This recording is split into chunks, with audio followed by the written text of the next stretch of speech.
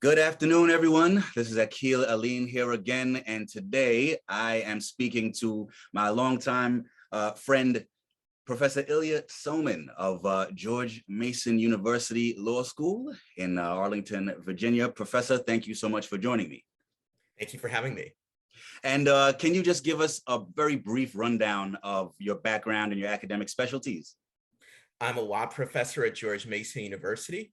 I teach constitutional law and property rights. I also write about democratic theory, federalism, migration rights, and property rights. Great. So the main issue that I wanted to tackle today is, of course, the current controversy over the Supreme Court, the US Supreme Court, and its handling of the ever thorny issue of abortion rights. The landmark precedent of Roe versus Wade, its, I guess, companion case, Doe versus Bolton back in the 1970s, the successor case, Planned Parenthood versus Casey, and the leaking of the draft opinion by Justice Samuel Alito that apparently indicates that the court is poised to overturn Roe v. Wade. And I'm trying to tackle this from a perspective that can maybe inform any Canadian viewers that I have of what's going on south of the border.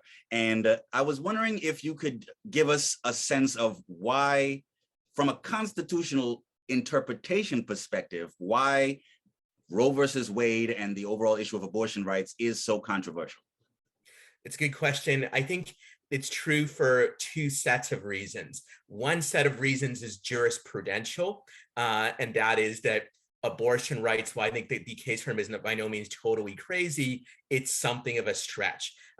There's not obviously a specific right to abortion in the US Constitution, but in addition, while there is a general right to liberty in the 14th Amendment, to which the abortion right has been attached by the Supreme Court, it's at least very questionable whether abortion really fits into that. It's hard to argue that it does based on the original meaning or on text and precedent, at least precedent before Roe. Obviously, there's some other doctrinal difficulties here as well. The second, and I think bigger reason why Roe has been so controversial is that many millions of Americans believe, either on the one hand, that abortion is an essential right for women to have, which obviously, the Canadian Supreme Court has recognized it that way as well, and the majority of Canadians also feel that way. But in the US, to a greater extent than in Canada, there are also many millions of people who think not just that Roe versus Wade is wrong on technical legal grounds, but that it authorizes what is essentially equivalent to murder. That is, if you believe that a fetus, or at least many fetuses, have rights similar to those of infants, then it's hard to avoid the conclusion that abortion is the killing of innocents, and thereby Roe is not just another wrong judicial decision or somewhere where the court made some mistake in its reasoning that's of interest only to experts, but rather, if you're a committed pro-lifer, which I myself am not, but I'm just channeling this viewpoint, you believe that not only this is a wrong decision, but one that licenses effectively many thousands of murders every year. So that, I think, is why it's controversial. There are jurisprudential reasons, but the bigger reason is that there's a large number of people who believe that this is more than just an ordinary technical legal error by the court. And I'm glad you mentioned what you just did about the possibility or the argument that the case rather, was wrongly decided, and that the Supreme Court may have made some errors, arguable errors, in its analysis of that case, because that brings up an issue that is always never far from people's lips when the issue of abortion comes up, and that's the doctrine of stare decisis, namely respect for precedent. An argument you usually hear from defenders of Roe v. Wade is that it's settled law. It's one of the most common talking points in defense of that precedent. The idea being, and I've seen some legal commentators make this argument as well, even if one believes in good faith and perhaps with good objective reason that a given Supreme Court precedent was wrongly decided, that by itself is still not a good enough reason for the court to overturn that precedent. Can you give us a bit of insight into what that doctrine really means, and is it as absolute as it's often tacitly made out to be? So certainly there is a doctrine of stare decisis in the US, as I think also in Canada, which says that there's some presumption in maintaining existing precedent. However, the US Supreme Court also has a long history of overturning precedents and even a whole set of doctrine which the court has developed over time about when it's legitimate to overturn precedent. And there's several different factors which that doctrine says should be weighed, but one of them is how badly wrong was the initial decision to begin with. And if you think that this initial decision was badly wrong as a matter of legal reasoning, and in addition, it has horrible consequences in the real world, and most, if not all, pro-lifers believe both of those things, then you're not likely to be moved by arguments about stare decisis, just as people on the political left are not moved by such arguments when it comes to overturning decisions they think are both badly wrong and have terrible real world consequences. Just a few years ago in the Obergefell case, and by the way, I supported this, the Supreme Court overturned a precedent from 1972 that had been around almost as long as Roe v. Wade, which said that there was not a constitutional right to same-sex marriage. And the more liberal members of the court were willing to get rid of that. They had a number of reasons why, but one of them is they thought the original decision was A, badly wrong, and B, had horrible consequences. Earlier, the Warren Court gutted a whole series of precedents dating back many decades, which had truncated people's rights under the Bill of Rights. If you go back further in the New Deal period, the Supreme Court gutted many decades of precedents on economic liberty and on federalism. I think they were probably wrong to do so in many cases, but at that time, people on the left defended that on much the same basis as conservatives today will defend the overruling of Roe v. Wade if it does get overruled. Namely, they said those previous precedents were badly wrong and they had horrible real world consequences. So there are a few people out there who really do believe that Supreme Court precedent should virtually never be overturned, but it doesn't seem like any of the justices of the Supreme Court are among them, either the left wing or the right wing ones. And most people on both the left and the right, if they think a precedent was badly reasoned enough and had harmful enough consequences, they will tend to feel that it's very justified to overrule it. So I think much of the debate about stare decisis here, not all of it, but much of it is really a debate about whether Roe versus Wade was right in the first place. There's only a very small number of people, of whom possibly Chief Justice John Roberts may be one, who really think that Roe versus Wade was wrongly decided to begin with, but maybe should be maintained on stare decisis grounds. That view does exist, and if the leaks are correct, maybe Roberts holds that view, but it's very much a minority position. Most people either think Roe was just right to begin with, at least on its main holdings, and therefore it should be maintained, or they think Roe was so badly wrong that it should be gotten rid of, regardless of considerations of precedent.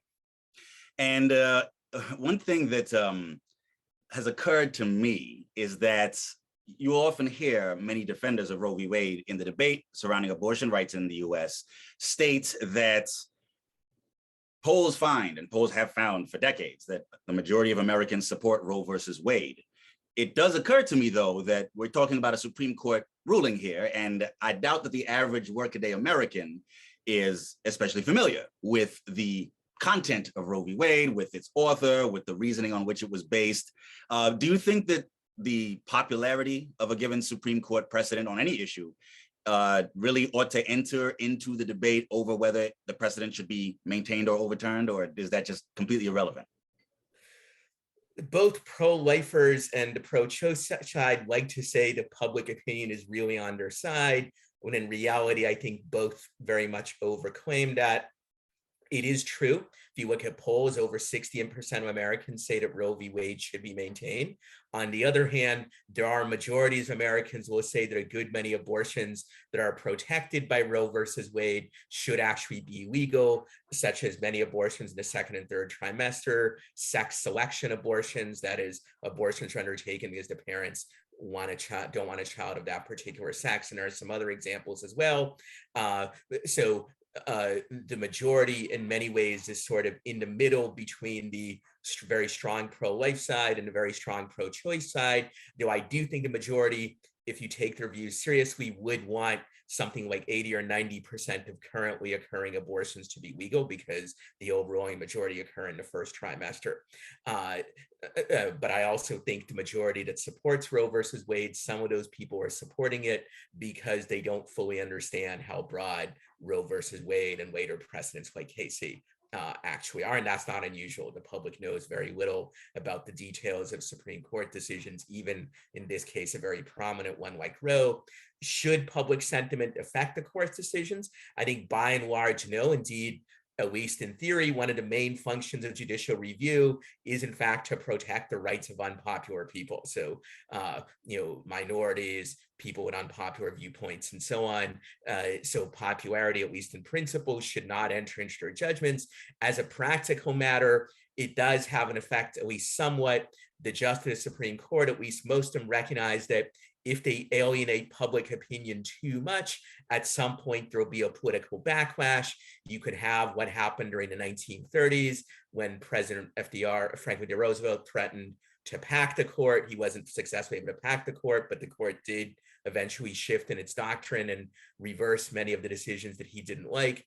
And obviously, there have been other periods in American history where a backlash threatened the court. So I think the justices, many of them are mindful that there's only so far they can go in becoming unpopular, but within that spectrum, there's a pretty broad leeway that the court has on many issues, either because much of the public just isn't aware of them or doesn't care very much, or because, as in the case of abortion, there's a deep division in the public, so that obviously people who are strongly committed to the pro-choice side will be very angry if the Supreme Court overrules Roe. On the other hand, there will be very committed pro-life people who will be extremely happy.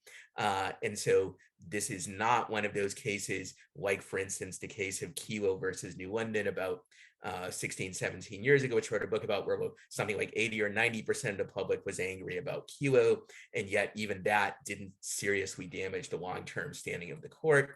Here, there might be 50% or even more who will be angry and unhappy, but there will also be a large active group, many of whom especially vote on the issue of abortion, who will be very happy. So the court has, I think, somewhat more leeway in this area than it might in a situation where it really was the case that almost everybody wanted and expected an outcome in one direction. I'm glad you mentioned FDR's court packing scheme back in 1937. More on that later.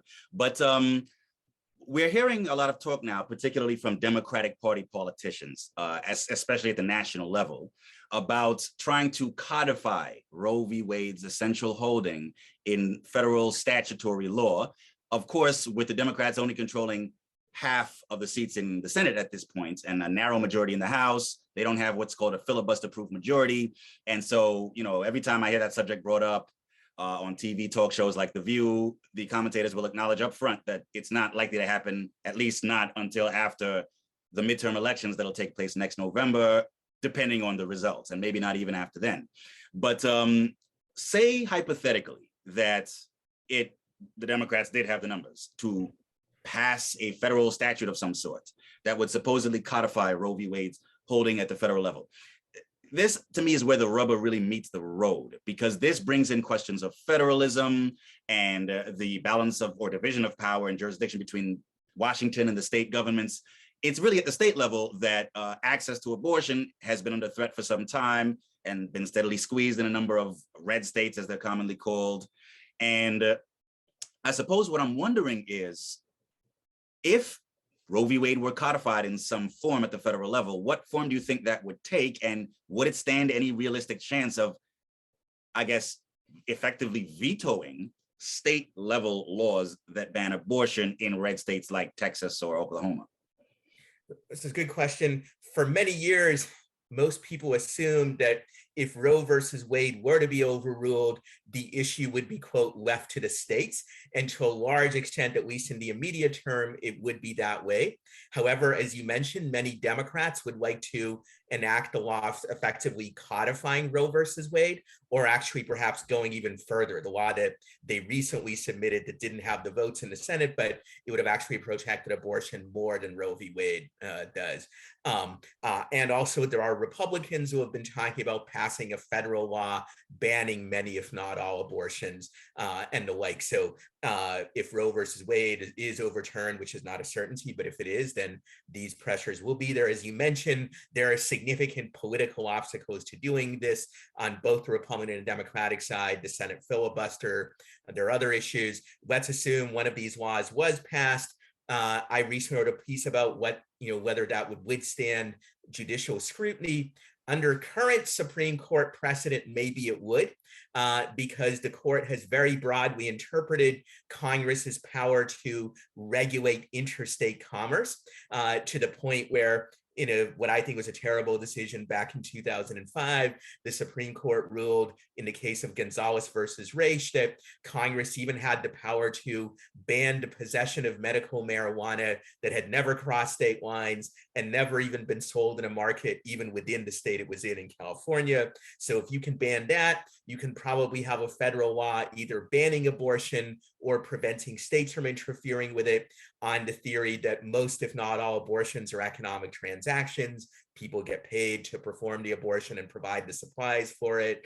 Abortions affect the demand for interstate shipment of various kinds of medical supplies and so on. I think these are sort of silly, specious kinds of arguments, but the Supreme Court has accepted the like in other cases. However, the Supreme Court Justice Clarence Thomas and possibly some other conservative justices agree with him. He indicated in a concurring opinion now 15 years ago that he thought federal laws restricting or regulating abortion might actually be beyond the scope of federal power.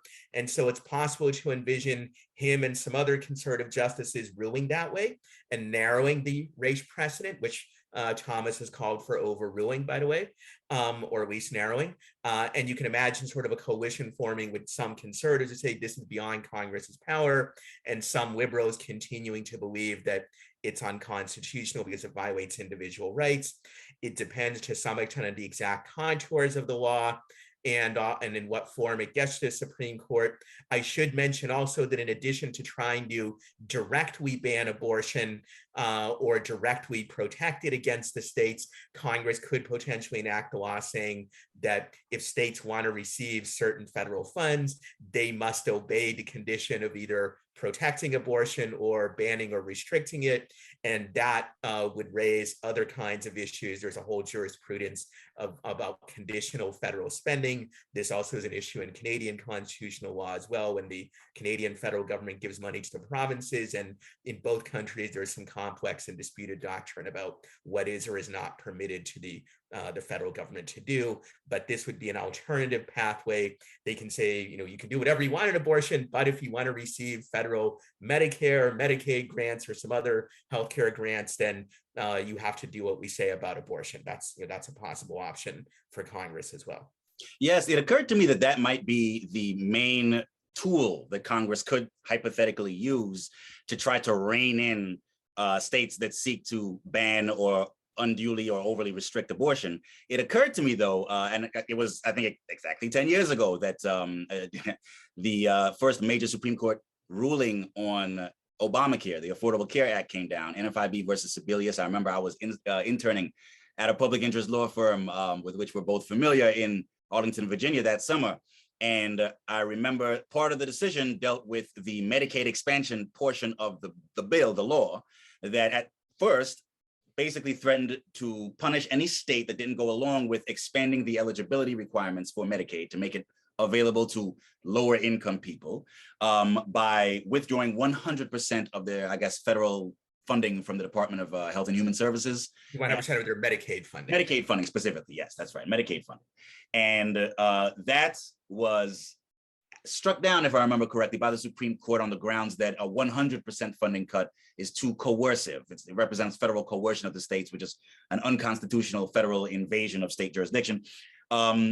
Whereas in previous Supreme Court decisions I know, such as South Dakota versus Doe back in the 80s, the court has ruled that when the federal government threatens states with a funding cut, as long as the funding involved is relevant to the policy strings that Congress attaches to the funding, and as long as the percentage of the funding cut is not too severe, I think in that case it involved the Federal Minimum Drinking Age Act and threatened states with a 5 to 10% funding cut if they didn't raise their drinking 5%. age.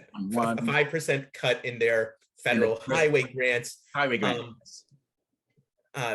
So to make a long story short, yes, both in NFIB and in some previous decisions, the Supreme Court said that if the condition is so onerous as to be coercive, then it's out of bounds. The Supreme Court has never defined with any precision what counts as coercion. We do know from NFIB, if they say you lose all your Medicaid funds, which for people, particularly in Canada, who may not know, federal Medicaid funds for many states are like 10 to 20% of their entire budget, not 10 to 20% of just their healthcare budget, 10 to 20% of their entire budget. So this is a really big stick, or as Chief Justice John Roberts called, a gun to the head. So as I imagine that if they said, unless you ban abortion or unless you refrain from banning it, or you lose all your Medicaid funds, then that also would be struck down. But if, for instance, they say, you lose 5% of your Medicaid funds, or you lose some other sort of smaller pot of money, then, that coercion principle probably wouldn't apply. There might be other criteria, such as the issue of relevance. There has to be a close enough connection between the condition and the funds that would be cut off, so that that could be disputed. There could be some other issues that are disputed as well. It very much depends on which funds are conditioned and in what way and how much money.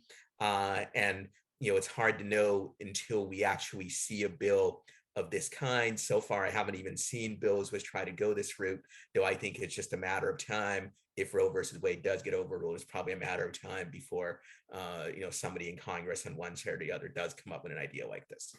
And assuming that the federal government didn't use that tactic to try to codify Roe at the federal level, I mean, when it comes to issues of potential conflicts between federal and state law, I don't want to get into the weeds too much about the supremacy clause of the Constitution and things of that nature, but how would it work just mechanistically when it comes to the federal government passing a law saying abortion is to be legal, whether it's in the first trimester, the first 2 trimesters, or what have, before viability, whatever standard they use. But at the same time, certain deeply conservative states maintain strict laws that ban it or heavily restrict it. How exactly would it be determined which level of government's law prevails in a context like that? That's one area where I'm honestly not sure how things would play out. So the way the standard sort of legal doctrine works is that if there is a conflict between federal and state law, the federal law prevails unless the federal law is exceeding the scope of the federal government's powers under the Constitution. It's actually similar to the way it's, at least in principle, is supposed to work in Canada. So if the federal government has the power to ban abortion, then the federal abortion ban would supersede the state law, though it's also the case that states might not necessarily have an obligation to enforce it, the federal law, or to help enforce it. And the Supreme Court has ruled that states can say that our officials are not going to be involved in enforcing this particular federal law. So it might be hard for the federal government to enforce that ban in a blue state, which doesn't want to help, but at least in principle, the federal law would be supreme. However, there would be litigation, as I suggested before, over whether either a federal law protecting the right to abortion against the states or a federal law banning abortion, whether that would in fact be within the scope of federal power. One more question I wanted to address with you, Professor. Of course, I mentioned earlier in response to one of your comments, because you mentioned FDR's court packing plan in 1937, in which I guess after several years that the Supreme Court had actually been ruling against some of his New Deal proposals for economic intervention policies at the national level during the Great Depression. He proposed, and correct me if I'm getting any of the historical details wrong here, he proposed adding, I think, maybe several or a couple of new additional seats to the Supreme Court bench and filling them with judges who'd be more sympathetic to his agenda. And while that policy proposal was a bridge too far, for most members of Congress. I think in both parties at the time, there's a perception, at least, that it sort of almost cowed the Supreme Court into backing down from its earlier stances. So if I'm getting into those details wrong, by all means, set me straight. But of course, it's relevant to this conversation in that over the last few years, as the Republicans have been able to make a number of Supreme Court appointments to Democrats' chagrin, dismay, and fury, we've heard growing calls for court packing, in which Democrats in Washington would actually add X number of additional seats to the Supreme Court and fill them with more progressive judges. So I was wondering, what's your take on that whole concept? I'm sure we're going to hear renewed calls for that, especially if Roe v. Wade goes down next month. So is there any merit to that idea at all, or is it something that would do more harm than good? I think it would almost certainly do more harm than good. In the medium to long run, it would even do more harm than good to progressives specifically. And the main reason why it would do so is the court packing, if it did happen, would probably lead to the demise of judicial review as an effective institution, at least insofar as judicial review is ever used to strike down policies that a congressional majority that also holds the White House also likes. Obviously, if the Democrats pack the court in response to what they perceive as bad behavior by the Republicans will do the same thing next time they get a chance to do so. And the end result would be not only a much larger Supreme Court, such that all of us could eventually be Supreme Court justices if we wanted to, but also a Supreme Court that either did everything it possibly could to avoid offending the party in power, which would mean giving a pass to all of its policies, or alternatively, a Supreme Court that would not be able to meaningfully check the party in power, even if it did try to do so, because anytime it did so, the next time that party had both houses of Congress plus the White House, they would just pack the court in turn. It is true, some Democrats argue that this is a special case because even though normally court packing might be a bad thing, it's fine now because they argue the Republicans played fast and loose when in 2016 they refused to hold hearings on President Obama's Supreme Court nominee, Merrick Garland. Then when Trump won the election, Trump was able to fill the seat. Then in 2020, when the liberal Supreme Court Justice Ruth Bader Ginsburg, she died actually even closer to the presidential election than the conservative Supreme Court Justice Scalia did when he passed away in 2016. But in 2020, the Republicans basically said, well, just kidding. That principle that we said that, a Supreme Court seat shouldn't be filled in the midst of a presidential election, that doesn't apply to us now. And so we are going to see the justice, and they did confirm Amy Coney Barrett. I think there was hypocrisy there. There was some norm breaking, but it wasn't on anything like the same scale as court packing would be, because rejecting nominees, whether by voting them down or in this case not holding a hearing, or for that matter quickly pushing through a nominee when a seat is open when you have the opportunity to do so, that's not something that can just destroy judicial review as an institution, because you're still limited into when the seats come open in the quote normal course of business.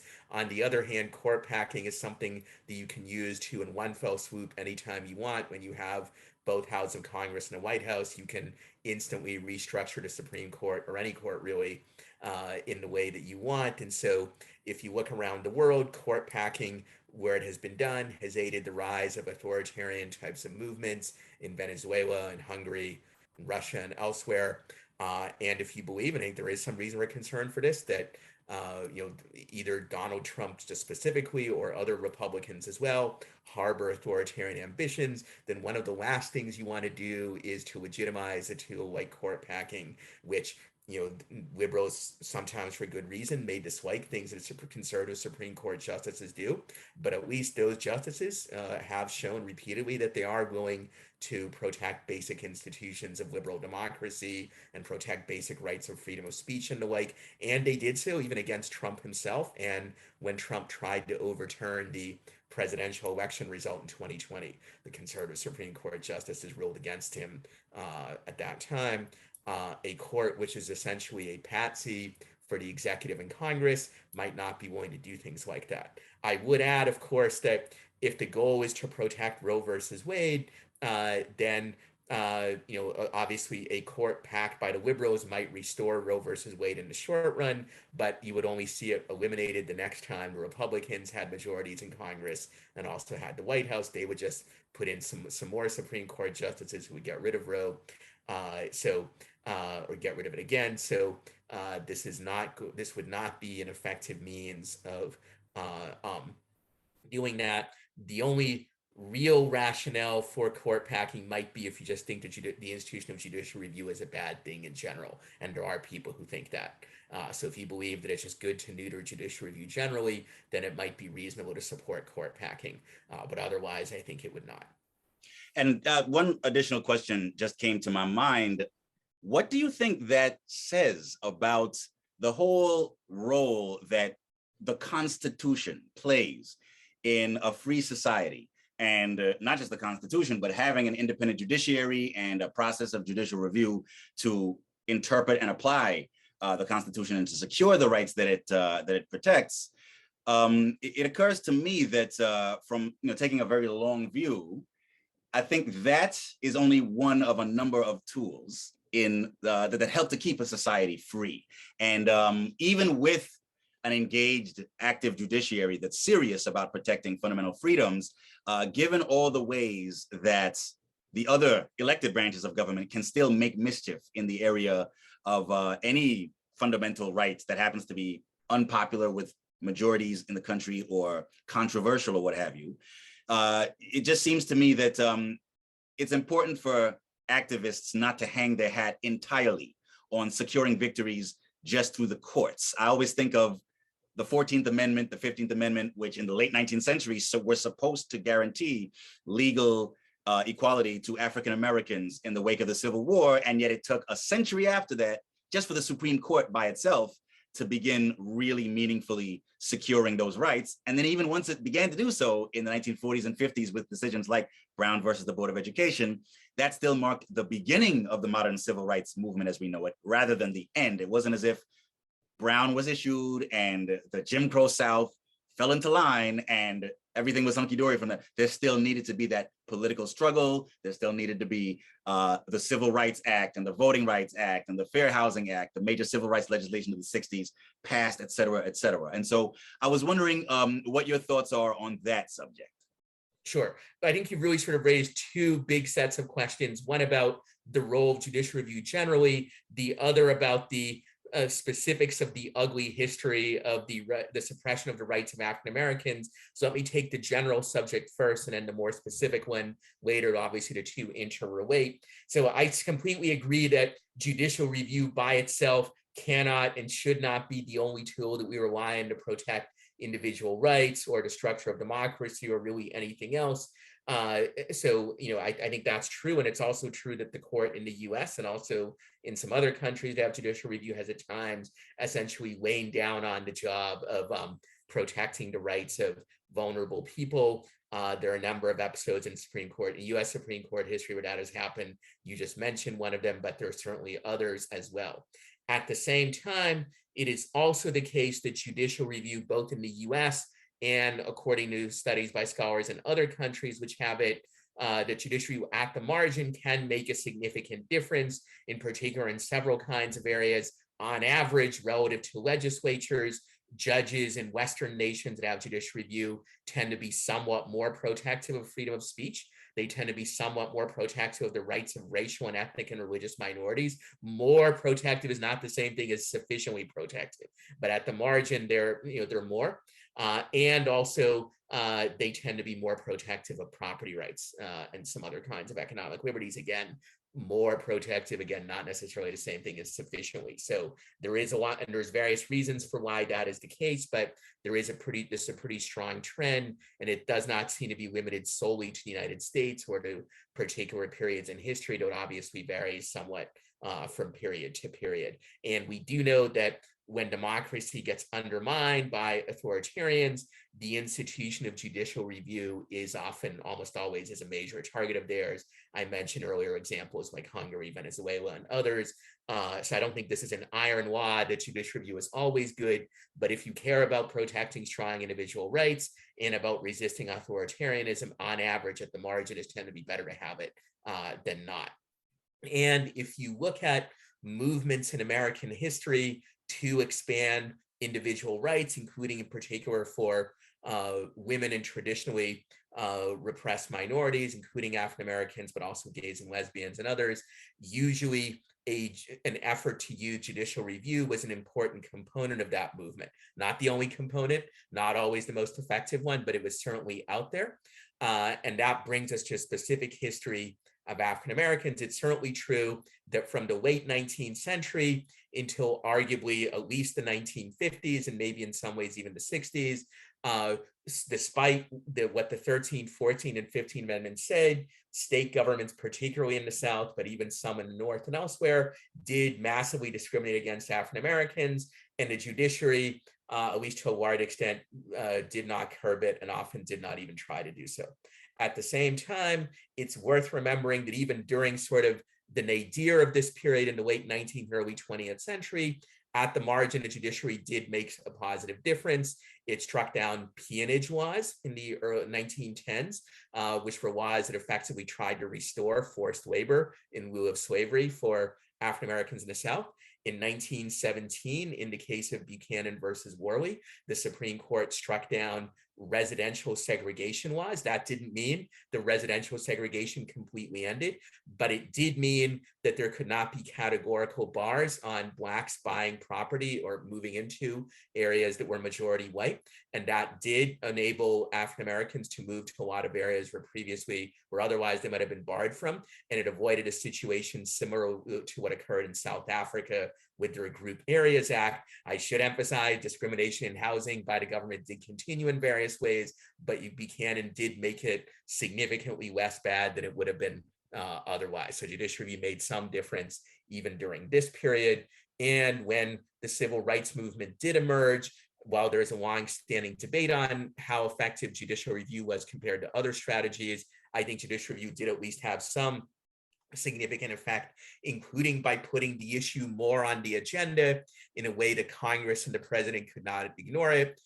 When Brown versus Board was decided, it was in the face of a president, Dwight D. Eisenhower, who wasn't necessarily a segregationist by any means, but he would have preferred to avoid this issue and keep it off his agenda. But as a result of Brown, he ended up sending troops to Little Rock, Arkansas to enforce desegregation decisions. He didn't like it, but because of the Brown and its aftermath, he had to do it. Similarly, if you look at other efforts to expand protection for the rights of traditionally discriminated minorities and also of women who are not a minority, but obviously were still traditionally discriminated against, judicial review played an important role in all of those struggles, even though obviously political action played a role as well. So I think judicial review is a valuable institution historically in these spheres, even though it's not perfect. It often sits down on the job, and we shouldn't put all our eggs in this basket, but we would have still many fewer eggs if the basket wasn't available at all. Yes, I tend to agree. I think that that's a good way to sum things up.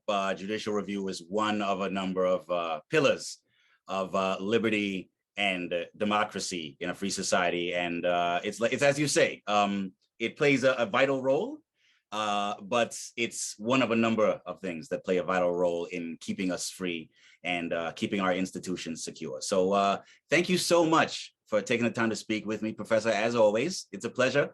And I look forward to speaking with you again, especially in the aftermath of the court's eventual decision on Roe v. Wade. It'll be interesting to see what's exactly how American society will navigate those, I'm very sure, choppy waters after things come down. It will be interesting. It is not yet actually certain that Roe versus Wade will be overruled. That I think is the most likely outcome, but there's a real chance that Roberts will pull out some kind of a compromise option. We'll have to see.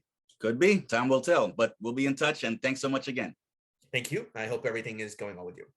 Absolutely.